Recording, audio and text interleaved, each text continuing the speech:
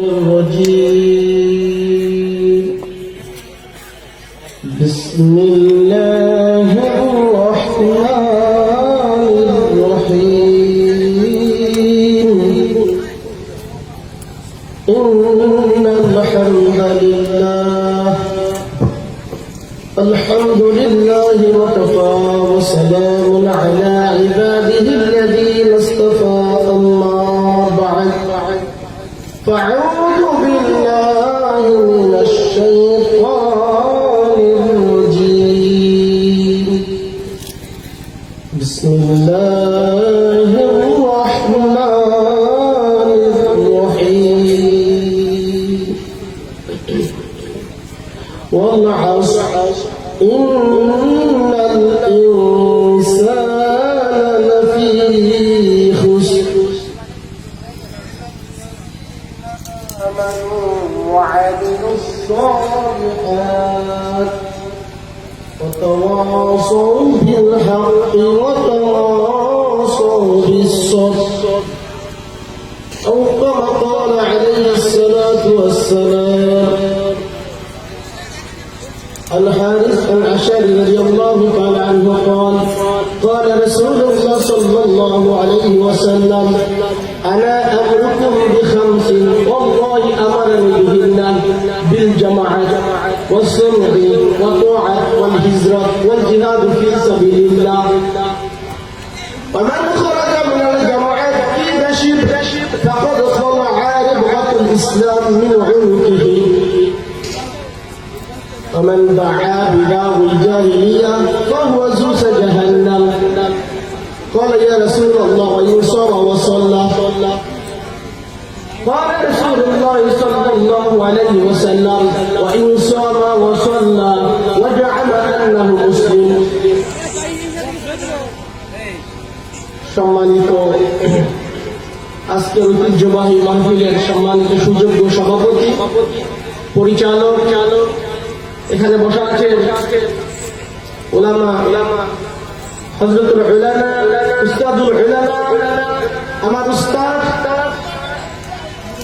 হযরত মাওলানা আলী আহমদ সাহেব দামাত বরকাতুহুল আলিয়া আর উলামা হযরত বসা আছেন যারা আমার উস্তাদ তাদের অনুমতি নিয়ে একটি কথা বলার জন্য আপনাদের কাছে দোয়া নেওয়ার জন্য আমি এখানে এসেছি। আমার জন্য আজকে বাটিকাবাড়ি গ্রামবাসীর উদ্যোগে তাফসীরুল কোরআন মাহফিলের যে সমাবেশ আজকে এখানে হয়েছে আপনারা যারা আসতে পেরেছেন এবং যারা এই মাহফিলে অর্থাৎ কোরআনকে প্রচারের জন্য যারা সহায়তা করেছে যারা আপনাদেরকে ইনভাইট করেছে তাদের জন্য দোয়া করছি আল্লাহ রাব্বুল আলামিন যেন তাদেরকে দুনিয়া এবং আখিরাতে সম্মানিত করেন। আল্লাহ রাব্বুল আলামিন যেন তাদেরকে দুনিয়া এবং আখিরাতে সর্বোচ্চ সম্মান দান করে বলে আমিন। প্রিয় হাজিরিন, ভূমিকা ছাড়া কথা বলতে হবে, অল্প সময়ে অনেক কথা বলতে হবে। আমি যে সূরাটা তেলাওয়াত করেছি ছোট্ট একটি সূরা, সূরাতুল আসর। সূরাটা সবাই জানি না ভাই? সবাই জানি তো? এই সূরার আলোচনা আপনারা অনেকেই শুনেছেন। আমি এই সূরার উপর কয়েকটি কথা বলে আমার আলোচনা শেষ করবো। আমা তাওফীকি ইল্লা বিল্লাহ, লা ইলমা লানা ইল্লা মা আল্লামতানা ওয়া ইলাইহি তাওয়াক্কালতু আলাল্লাহি ওয়া ইলাইহি উনীব। তার আগে আমি একটু কথা বলবো। আমাদের মাঠটা তো প্রচুর খালি, এই পাশে যারা বসা আছেন একটু কষ্ট করে সামনে চলে আসেন, ফাঁকাটা ফ্ল্যাপ করে দেন, তাহলে সরকার বসার সুযোগ পাবে না। রাসূল সাল্লাল্লাহু আলাইহি ওয়াসাল্লাম বলেছেন তিনটি জায়গায় ফাঁকা রাখা নিষেধ। একটি জায়গা হচ্ছে যখন কোনো নামাজে দাঁড়াবে নামাজের কাতারে বসে ফাঁকা রাখা যাবে না। দ্বিতীয় জায়গাটি হচ্ছে যখন কোনো কোরআনের মজলিসে বসা হয় ওই কোরআন মজলিসে ফাঁকা রাখা যাবে না। তৃতীয়টি হচ্ছে স্বামী স্ত্রী যখন ঘুমায় তখন দুইজনের মাঝে ফাঁকা রাখা যাবে না। এই তিনটি জায়গায় শয়তান প্রবেশ করে। আমরা এই ফাঁকাগুলো যদি বন্ধ করে রাখি তাহলে শয়তান বসতে পারবে না। শয়তান বসলে আমাদের আলোচনা মজা লাগবে না, আমাদের ওয়াসওয়াসা এখান থেকে উঠিয়ে দেবে। কি বলেন? আমরা তো আলোচনা শুনবো আমাদের প্রাণপ্রিয় মুফাসসির যাকে দাওয়াত করেছি, যার কথা শোনার জন্য আপনারা দূর দূরান্ত থেকে এসেছেন। তিনি আসছেন, পথে চলে আসছেন, কিছুক্ষণের মধ্যে আমাদের মধ্যে সে হাজির হবেন। তাই আমরা অল্প সময় দিকে কাছে আসে বসে যেন আমরা কথাগুলো শুনতে পারি। সর্বপ্রথম আমি যে কথাটা বলবো সেটা আল্লাহ রাব্বুল আলামিন ছোট্ট সূরায় এই কথাটা জানিয়েছেন, ওয়াল আসর, সময়ের শপথ। আল্লাহ রাব্বুল আলামিন শপথ করেছেন নিজেই। কিসের ব্যাপারে নিষেধ করেছেন? শপথ করে কোন কারণে ভাই? শপথ করা হয় কোন কথাকে কোন জিনিসকে গুরুত্ব দেওয়ার জন্য, গুরুত্ব বোঝানোর জন্য। আমাদের সমাজে যখন কোনো কথা বলা হয় তার গুরুত্ব দেওয়ার জন্য বলে কি, আল্লাহর কসম আমি এটা করি নাই, কি তাই না? বলা হয় তুমি এটা খাইছো টেনেছো, বলে আল্লাহর কসম আমি নেই নাই। আল্লাহ রাব্বুল আলামিন নিজেই তিনি শপথ করছেন, ওয়াল আসর, সময়ের কসম, সময়ের শপথ। ইন্নাল ইনসানা লাফী খুসর, পৃথিবীর সমস্ত মানুষগুলো ক্ষতির মধ্যে নিমজ্জিত। তবে ইল্লাল্লাযীনা আমানু, যারা ঈমানদার তারা বেঁচে যাবে, ওয়া আমিলুস সালিহাত, যারা সৎ কাজ করছে তারা বেঁচে যাবে, ওয়া তাওয়াসাউ বিল হক, যারা পরস্পর হকের দাওয়াত দিচ্ছে তারা বেঁচে যাবে, ওয়া তাওয়াসাউ বিস সাবর, যারা পরস্পর ধৈর্য ধারণ করেছে তারা বেঁচে যাবে। এবার আমি বিস্তারিত, সংক্ষিপ্ত হলেও বিস্তারিত একটু একটু করে বলার চেষ্টা করবো, বুঝতে সকাল শুরু হবে। প্রথম আল্লাহ রাব্বুল আলামিন সময়ের শপথ করলেন কেন? সময়ের শপথটা হচ্ছে ওই জন্যই করেছেন, মানুষের জীবনে সবচেয়ে যে মূল্যবান জিনিসটি আর সবচেয়ে যেটাকে অমূল্য করা হয় সেই জিনিসটার নাম হচ্ছে সময়। আমার জীবনে প্রতিটা সেকেন্ড, প্রতিটা মিনিট, প্রতিটা ঘন্টা আস্তে আস্তে করে আমার জীবন থেকে আমার জীবন আজ চলে যাচ্ছে, আমরা কি টের পাচ্ছি বলেন? কোন ব্যক্তির যদি জীবনে 80 বছর, 60 বছর, 70 বছর করে আয়ু হায়াত দেওয়া আছে, ঠিক না ভাই? এই হায়াতটি এক সময় শেষ হয়ে যাবে, কিন্তু আমরা দেখতে পাচ্ছি না। যেমন ধরুন বরফ, বরফ, এক ব্যক্তি বাজারে বরফ বিক্রি করতে গিয়েছে, তখন দেখা যায় বরফটা আস্তে আস্তে গলতে শুরু করেছে, কিন্তু বাজারে তার বরফ বিক্রি হচ্ছে না। সে বলতেছে আর চিৎকার করতেছে, কে আছো তোমরা, আমার পুঁজি বাঁচাও, আমার পুঁজি বলে যাচ্ছে, তোমরা কে আছো, আমার প্রতি রহম করো, আমার প্রতি দয়া করো, আমার পুঁজি বলে যাচ্ছে, আমাকে বাঁচাও। মানে তার বরফটা বলে গেছে, তার পুঁজি শেষ। কি বলে? এখান থেকে সূরা আসরের ব্যাখ্যাতে রয়েছে ইমাম রাজি রাহমাতুল্লাহ আলাইহি, তিনি বলেছেন যে মানুষের জীবনে হায়াত আছে বরফের মতো, আস্তে আস্তে সেকেন্ড থেকে ঘন্টা পালিয়ে পেরিয়ে আস্তে আস্তে তার জীবন থেকে তার আয়ুকালটা চলে যাচ্ছে, অথচ বুঝতে পারতেছে না। এই জন্য আল্লাহ রাব্বুল আলামিন এই সময় শপথ করেছেন, বলেছেন ইন্নাল ইনসানা লাফী খুসর, প্রত্যেকটা মানুষ ক্ষতির মধ্যে নিমজ্জিত। এখানে কোন ব্যক্তিকে ডাইরেক্ট বলা হয় নাই, সকল মানুষকে বলা হয়েছে, কোন মুসলমানকে বলা হয় নাই, কোন কাফের ইহুদিকে বলা হয় নাই, প্রত্যেকটা মানুষকে বলেছে। যারা মানুষ বলে মানুষকে দাবি করি আমরা, বলেছে ইন্নাল ইনসান, প্রত্যেকটা মানুষ লাফী খুসর, অবশ্যই ক্ষতির মধ্যে নিমজ্জিত। ক্ষতি বুঝেন? খুসুর একটা হচ্ছে খাসারা, একটা খুসুর, ভালো করে বুঝবেন। খাসারা মানে হচ্ছে লোকসান। আমরা ব্যবসা বুঝি না ভাই? ব্যবসা করতে গেছে কেউ 100 টাকার মাল নিয়ে ব্যবসা করছে, তার ব্যবসা লাভ হয় 80 টাকা বেশি করছে, 20 টাকা লস হয়েছে, এটা কি বলা হয়? লোকসান। লোকসান মানে খাসারা, আরবিতে বলা হয় খাসারা। আর এটা খুসুর বলা হয় ওই জিনিসকে যার চালানো গেছে, ব্যবসাও গেছে, বুঝতে পেরেছেন? এটাকে খুসুর বলা হয়। আল্লাহ খুসুর ব্যবহার করছেন, খুসুর।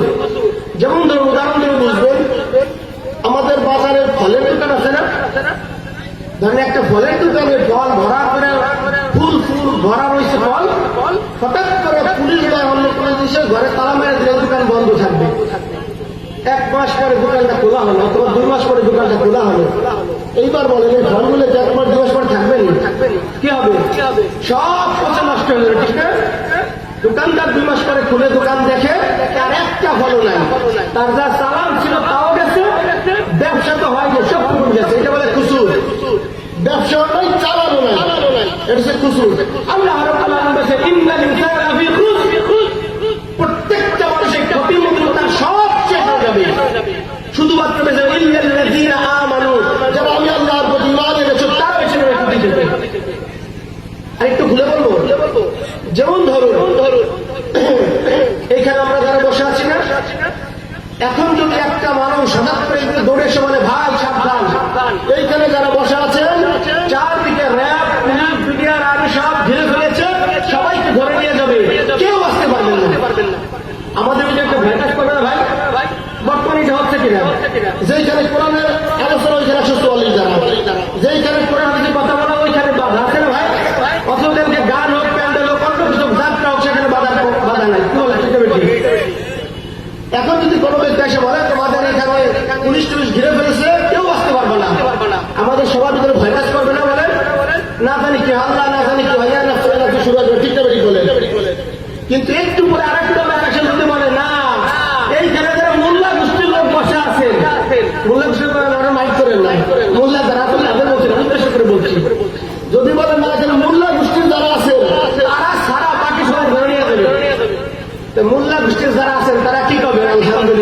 মানছি। ঠিক হয়েছে? আল্লাহ ঠিক এইভাবে বলেছেন। প্রথম বলেছেন ইন্নাল ইনসানা লাফি খুসর, পৃথিবীর সমস্ত ধ্বংসের মধ্যে নিমজ্জিত। তারপর সমস্ত মানুষ যখন ভয়ভীত হয়ে গেল, তখন আল্লাহ বলেছেন না, ভয় নাই, ইল্লাল্লাযীনা আমানু, তোমরা যারা আমার প্রতি ঈমান এনেছো, আমি আল্লাহকে না দেখে বিশ্বাস করেছো, আমার হুকুম আহকাম তোমরা মেনে চলেছো, তোমরা ক্ষতি থেকে বেঁচে যাবে। আমরা কি সবাই ইমানদার হতে চাই না ভাই? সবাই হতে চাই না? আমরা তো অবশ্যই ইমানদার, কিন্তু আল্লাহ তারপরে বাছাই করেছেন। আল্লাহ অন্য আয়াতে বলেছেন ইয়া আইয়ুহাল্লাযীনা আমানু আমিনু বিরাব্বিকুম, হে ইমানদারগণেরা তোমরা তোমার রবের প্রতি আবার ঈমান আনো। তাহলে বোঝা যায় আমরা যে ইমানদার বলে দাবি করি, পৈতৃক সূত্রে ইমানদার, বাপ দাদা চন্দ্র গোষ্ঠীর ইমানদার, এই ঈমান দিয়ে জান্নাতে যাওয়া সম্ভব না। আমাদের ঈমান আরো ধার দিতে পাকা করতে হবে। এই জন্য আল্লাহ বলছেন ইয়া আইয়ুহাল্লাযীনা আমানু আমিনু বিরাব্বিকুম, হে ইমানদারগণেরা তোমরা রবের প্রতি আবার ঈমান আনো। এইবার আমরা সবাইকে দেখবো আমরা ইমানদার কতটুকু রয়েছি, আমাদের ইমানের কতটুকু আমরা মানে যাচাই বাছাই করলে বুঝতে পারবো। আল্লাহ রাব্বুল আলামিন ইমান যারা আনছে তাদের 4টি শর্ত পূরণ করতে হবে। ইমানের শর্ত হচ্ছে 4টি। প্রথম ইমানদারকে যিনি পড়েছেন লা ইলাহা ইল্লাল্লাহু মুহাম্মাদুর রাসূলুল্লাহ, এই কালেমা না ভাই, ইমানের দাখিল হওয়ার প্রথম শর্ত হচ্ছে কালিমা মুখে স্বীকৃতি দিতে হবে, মুখে বলতে হবে। দ্বিতীয়ত হচ্ছে অন্তরকে এটাকে বিশ্বাস করতে হবে, আমি যা পড়লাম এটাকে বিশ্বাস করি কিনা। যদি বলি লা ইলাহা ইল্লাল্লাহ, আল্লাহ ছাড়া কোনো ইলাহ নেই, আবার ইলাহ বানিয়ে আছি, আমি আমার সভাপতির ইলাহ করি, সভাপতির মেনে চোখ, মানে তার আগে বেশ করে আল্লাহ বেশি গুরুত্ব দিয়ে, আমার অফিসের বসকে তারকে বেশি গুরুত্ব দেই, অন্যায় করতে আমি দ্বিধাবোধ করি না, সুদ ঘুষ হালাল হারাম ব্যভিচার কোনটা মেনে চলি না। অথচ আমি বলে আমার আল্লাহর প্রতি মানে নিয়েছি, আমার ইমানকে আছে বলে আসতে বলে শর্ত হচ্ছে মুখে স্বীকৃতি যাবে, মনে করে সেটাকে বিশ্বাস করতে হবে, তারপর আজে বাস্তবায়ন করে দেখাতে হবে। এটা হচ্ছে এরপর যদি আমরা মানি, এই 3টি জিনিস মানার পরে আর 4টি আছে শর্ত। এই 4টি শর্ত হচ্ছে, সর্বপ্রথম শর্ত হচ্ছে আল্লাহর অস্তিত্বে বিশ্বাস করা।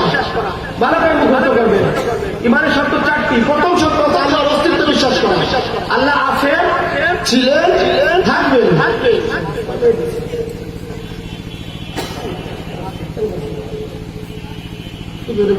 কথা বলার সুযোগ দেবে না, ইশারাদের মধ্যে করে থাকে। জি জি, প্রথম হচ্ছে আল্লাহর অস্তিত্বে বিশ্বাস করা, দ্বিতীয় হচ্ছে আল্লাহর গুণাবলীতে বিশ্বাস করা, তারপর আল্লাহর ক্ষমতা বিশ্বাস করা, আর আল্লাহর হুকুম আহকামে বিশ্বাস করা। এই 4টি বিষয়ের প্রতি আমরা বিশ্বাস করতে পারলে আমি ঈমানদার। তাহলে সময়ের বিষয় আমি তারপর সংক্ষেপে বলার চেষ্টা করছি। প্রথম হচ্ছে আল্লাহর অস্তিত্বে বিশ্বাসকে আমরা সবাই বিশ্বাস করি। কি বলেন? আল্লাহ আছে না? আল্লাহ আছে না? কিছু কিছু নাস্তিকের বাচ্চারা বলে আনসুল ইজ নাথিং, যা দেখিলে তা বিশ্বাস করি না। বলে না? বলে তারা বলে যা দেখিলে তা বিশ্বাস করি না। এবার তাদের কাছে ছোট্ট প্রশ্ন, আমরা তো অনেক কিছু দেখি না, বিশ্বাস করে বলেন? আমরা বাতাস দেখি, বলেন বাতাস বিশ্বাস করে বাতাস আছে? আমরা ফুল দেখি, ফুলের ঘ্রাণ দেখি, বলেন ফুলের ঘ্রাণ বিশ্বাস করে বলেন? এটাও বিশ্বাস করি। নাস্তিক অবস্থা সব কিছু বিশ্বাস করে, অথচ বলে আনসুল ইজ নাথিং, যা দেখিলে তা বিশ্বাস করি না। দ্বিতীয়টি হচ্ছে আল্লাহর গুণাবলীতে বিশ্বাস করা। আল্লাহর যে গুণ আছে, প্রত্যেকটা কাজের গুণ সবাই বিশ্বাস করতে হবে। যেমন ধরুন সাপে কামড় দিলে মানুষ মারা যায়, আর এটা আমরা বিশ্বাস করে বলেন এটা সাপের গুণ। পানিতে ডুবাই মারে, পানিতে ডুবে মানুষ মারা যায়, আপনি বিশ্বাস করে বলেন এইটা পানির গুণ। এইরকম গুণ সহকারে আল্লাহ রাব্বুল আলামিনের যে গুণাবলী সেটা আমাদের বিশ্বাস করতে হবে। তারপর আছে আল্লাহর ক্ষমতা, ইখতিয়ার বিশ্বাস করতে হবে। আল্লাহর যে ক্ষমতা, আল্লাহ রাব্বুল আলামিনের ক্ষমতা কম নাকি? কি বলেন? ফাআলুন লিমা ইউরিদ ইন্নাল্লাহা আলা কুল্লি শাইইন কাদির। আল্লাহ তো সমস্ত ক্ষমতাবান। আর আজকে আমাদের পৃথিবী সারা বিশ্বের দিকে তাকিয়ে দেখেন, এমন কিছু মোড়লের জন্ম হয়েছে যে সমস্ত মোড়ল মনে করে কি আল্লাহর ক্ষমতা আছে, তাদের ক্ষমতা বেশি। আমি কথা দিকে যেতে চাচ্ছি না। এর আল্লাহ আল্লাহর হুকুম আহকামে বিশ্বাস করতে হবে। আল্লাহর হুকুম আহকাম হচ্ছে যেইভাবে আমরা হুকুম দিয়েছেন ঠিক ওইভাবে মানতে হবে। মা আতাকুম রাসূলু ফাখুযুহু ওয়া মা নাহাকুম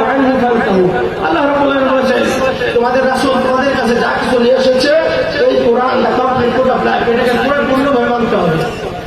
আর যা নিষেধ করেছে তা থেকে পরিপূর্ণভাবে ফিরে থাকতে হবে। বুঝতে পেরেছেন? এইবার হচ্ছে আমাদের সমাজে আল্লাহর হুকুম আকাম পরিপূর্ণভাবে মানতেছে সমাজে ভাই, তাই না? কি বলেন? কোর্ট কাছারি আইন আদালত সব জায়গায় আল্লাহর হুকুম আকাম হচ্ছে, বলেন আল্লাহর নিজাম নেই, কোরআন দিয়ে ফয়সালা হয়, বলেন আমার নাম ইয়াহকুম বিমা আনজালাল্লাহ ফাউলাইকা হুমুল কাফিরুন ফাউলাইকা হুমুজ জালিমুন ফাউলাইকা হুমুল ফাসিকুন।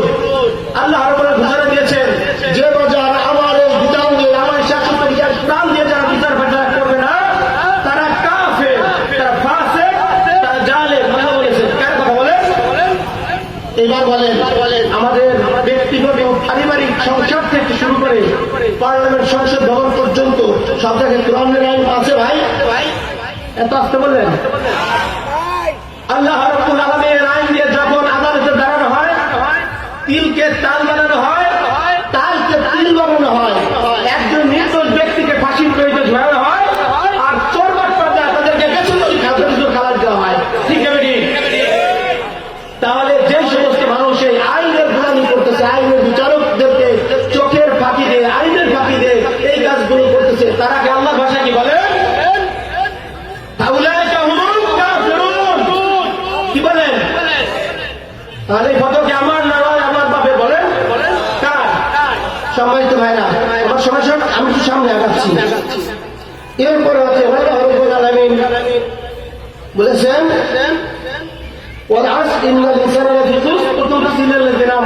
তারপর হচ্ছে ওয়ামিলুস সালিহাত, যারা সৎ কাজ করে। ভাই আমার সময় এখন আছে, 5 মিনিট এখন শেষ হয়নি, কেউ কথা বলতে কথা বলা যাবে না। সময় দেওয়ার কথা 40 মিনিট, আধা ঘন্টা। সময়টা আপনারা নষ্ট করছেন, আমার আগে সময় নষ্ট করছেন। সময় দিয়ে আসসালামু আলাইকুম ওয়া রাহমাতুল্লাহ।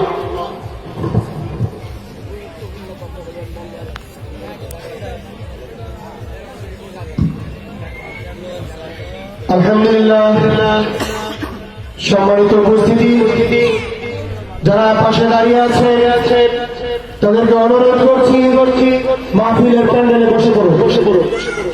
এখন আপনাদের সামনে কোরআন এবং হাদিস থেকে মূল্যবান বয়ান পেশ করবেন হযরত মাওলানা মুফতি মিজানুর রহমান ফারুকী গোপালগঞ্জ।